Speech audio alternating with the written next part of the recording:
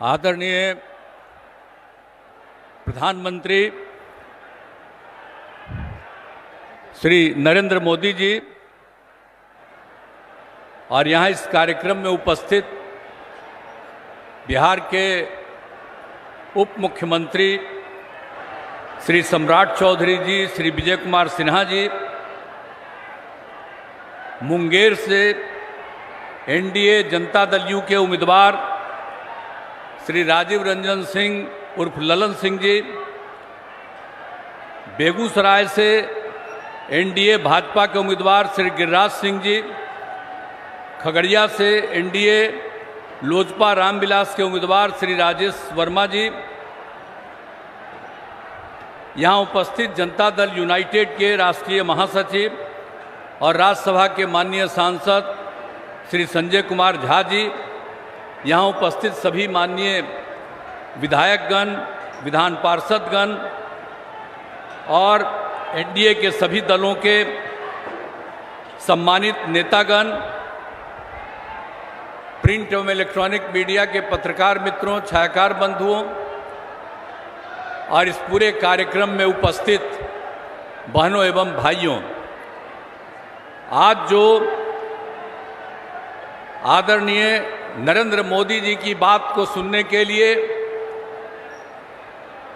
इतनी बड़ी संख्या में आप सब उपस्थित हैं, बहन भाई सब उपस्थित हैं, मैं सबसे पहले आप लोगों का स्वागत करता हूं कि आप काफ़ी संख्या में यहाँ उपस्थित हैं, ये मुझे खुशी है।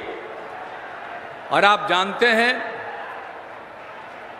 उनके नेतृत्व में तो काफ़ी काम हो रहा है, पूरे देश का विकास हो रहा है और अब फिर चुनाव है,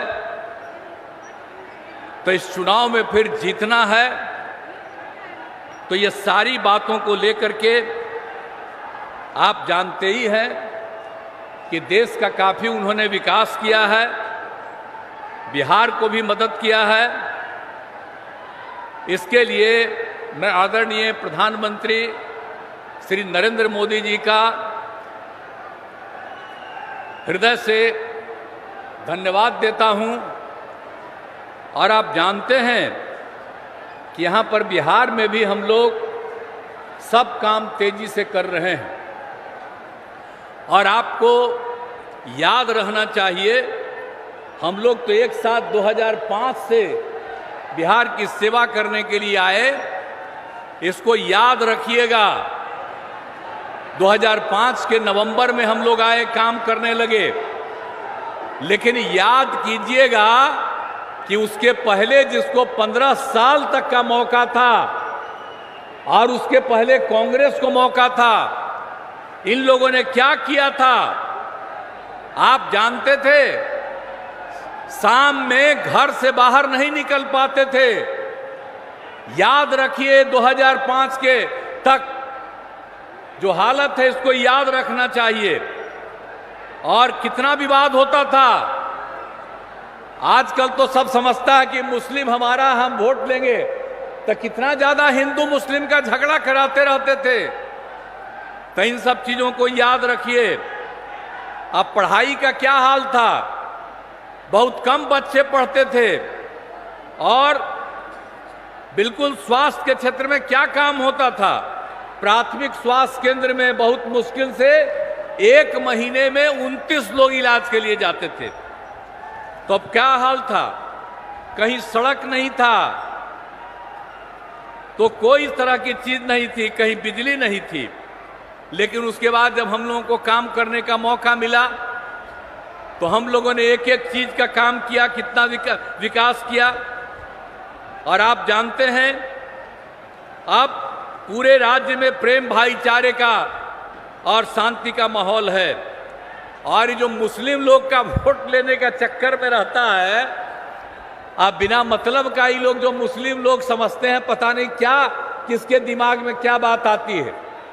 तो याद रख लीजिए कि जब पहले आप लोगों के साथ झंझट होता था, तो हम लोग जब थे 2005 में, तो 2006 में हम लोगों ने कब्रिस्तान की घेराबंदी कराई, हिंदू मुस्लिम के इलाके में रहता था वहां करने में बड़ी दिक्कत होती थी, वहीं झंझट बहुत होता था। तो हम लोगों ने किस तरह से किया, जो उस समय 8,000 से थोड़ा ज्यादा तय हुआ वो तो कर ही दिया, और अब 1,000 के करीब और तय हुआ, उसको भी हम लोगों ने करना शुरू किया। तो काम तो सब हम लोग किए हैं, और सिर्फ हम लोग कब्रिस्तान की घेराबंदी नहीं, हिंदुओं के लिए भी 60 वर्ष से पुराने मंदिरों का घेराबंदी हम लोग कर रहे हैं। तो ये सब काम हम लोग कर रहे हैं। हर क्षेत्र में हम लोग काम किया है, शिक्षा हो, स्वास्थ्य हो, सड़क हो, पुल पुलियों का निर्माण हो। और आप जानते हैं उसके बाद करते करते हम लोगों ने आगे कितना किया। हर घर बिजली पहुंचा दिया, हर घर नल का जल, हर घर शौचालय, ये सब काम करा दिए। पहले क्या हाल था, कुछ था। अब उसको वोट दीजिएगा, कमवा हम लोग किए हैं, अब वोट लेगा वो, कोई काम करता है? सब कमाई के चक्कर में है। और कितना ज्यादा काम हुआ, तो सब दिन हम लोग करते हैं। बीच में तो खैर 2 बार उसको थोड़ा मौका दिया, गड़बड़ किया, हम लोग हटा दिए। और हम लोग जो साथ रहे हैं वो सब दिन के लिए हम लोग साथ रहेंगे, अब कहीं कुछ नहीं होगा। और आप जानते हैं कि हम लोगों ने कितना काम कर दिया। आप जान लीजिए 2005 से लेकर के 2020 तक में 8 लाख लोगों को हम लोगों ने सरकारी नौकरी दी, और बड़े पैमाने पर लोगों को रोजगार भी दिया गया। और हम लोगों ने 20 में तय कर दिया, क्या कहा कि 10 लाख लोगों को नौकरी देंगे और 10 लाख से ज्यादा रोजगार देंगे। और आपको मालूम है 4 लाख से ज्यादा नौकरी हो गया, 1 लाख के करीब काम पूरा होने जा रहा, हो रहा है, 3 लाख का काम शुरू हो रहा है, और हम लोगों का काम अगले साल के अंत में शुरू होगा। तब तक 10 लाख तो करेंगे ही, जरूरत पड़ेगा तो उससे ज्यादा करेंगे। और आप जान लीजिए रोजगार का काम भी 5 लाख लोगों को रोजगार हो गया। तो एक एक तरह से हम लोग न्याय के साथ विकास के सिद्धांत पर काम करते रहते हैं। तो इसीलिए याद करिए कि जो दूसरे लोग के चक्कर में, उन लोगों के चक्कर में मत रहिए, अनाप शनाप बोलता रहता है। तो इसीलिए अब मुंगेर जिला में कितना काम हुआ है, शिक्षा, स्वास्थ्य, सड़क, बिजली, पानी, कितना काम हुआ। मुंगेर जिले में इंजीनियरिंग कॉलेज, पॉलिटेक्निक संस्थान, महिला ITI और सभी अन्य मंडलों में ITI की स्थापना हुई। अब एक एक काम हम लोगों ने किया है। और मुंगेर के रेल सह सड़क पुल का जो निर्माण हुआ है, आपको हम याद कराना चाहते हैं। इसका शिलान्यास तत्कालीन माननीय प्रधानमंत्री श्रद्धेय अटल बिहारी वाजपेयी जी के द्वारा 26 दिसंबर 2002 को उसका शिलान्यास किया गया। अब वो काम पूरा हो गया तो कितना बड़ा काम हो गया। मुंगेर के लोगों ने रात में अपने घरों में सब कुछ दीप जलाकर अपनी खुशी जाहिर कर रहे हैं। तो एक एक तरह से सारा काम सब कुछ हो रहा है। तो इसीलिए पूरे तौर पर सब काम हम लोग कह रहे हैं। और मुंगेर में मिर्चा जोगी के पुराने पथ को ठीक किया जा रहा है, और ये केंद्र सरकार के द्वारा किया गया है।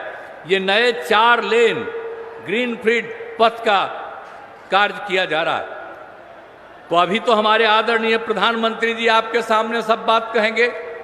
हमने तो संक्षेप में कहा है कि हम लोग इतना काम किए हैं और केंद्र की तरफ से कितना कितना काम कर दिया।